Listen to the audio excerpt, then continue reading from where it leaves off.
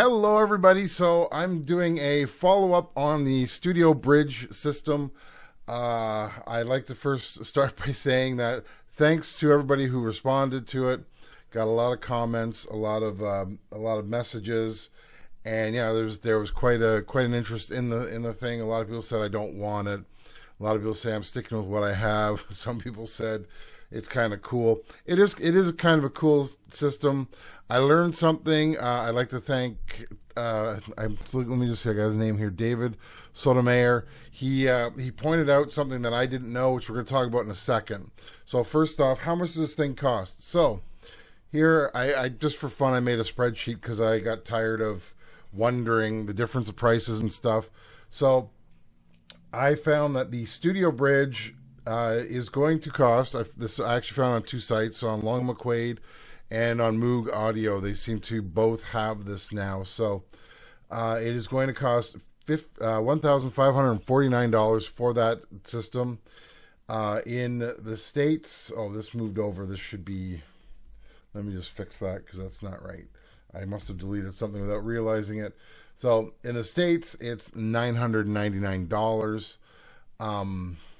So what I did was I kind of did a difference here. It might be hard for you guys to read. I know I got a big screen.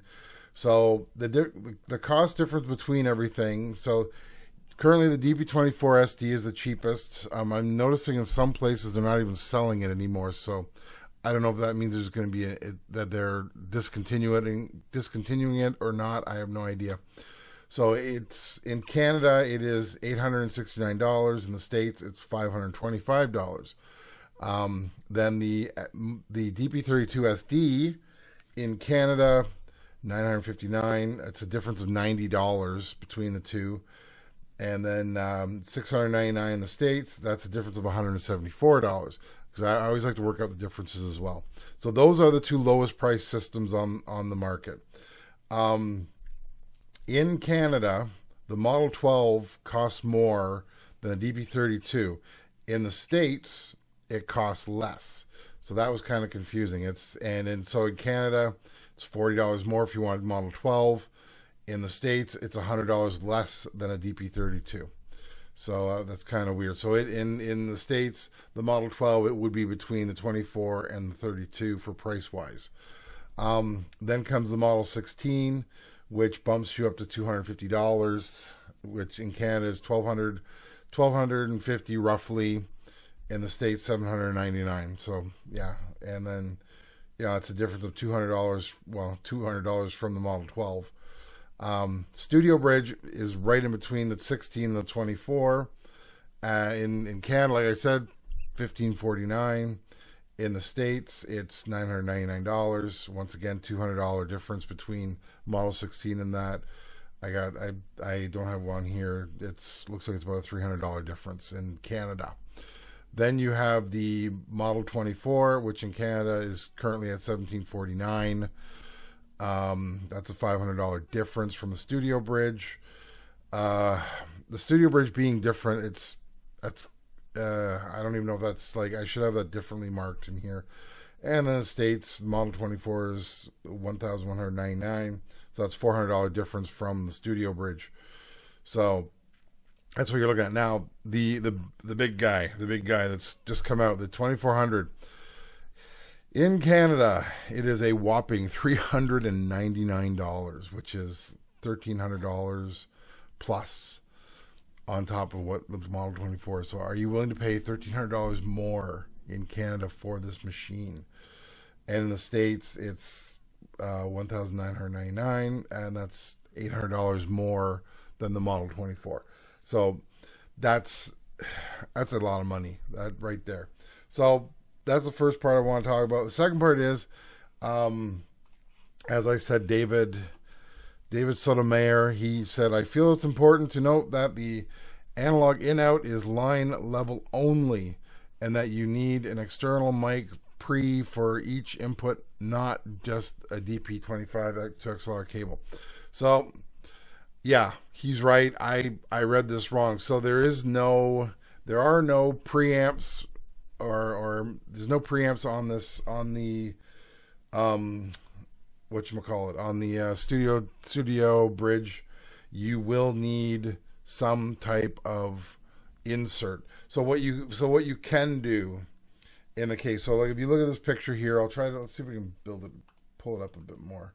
There we go. That's better. You can see that. You should be able to see that much better. Let me just go bigger. There we go. All right. So what I missed was, as you can see, they have mic line in and then direct outs, and then they have the mic line inputs and then direct out. So what you need is a mixer that has inserts for each channel, and then what you would do is on the inserts you would put the studio bridge there. So what is an insert? On the Model 24, I don't have any pictures to show you, but if you know on the channel on channels 1 and 2, there it has the XLR 1/4 inch.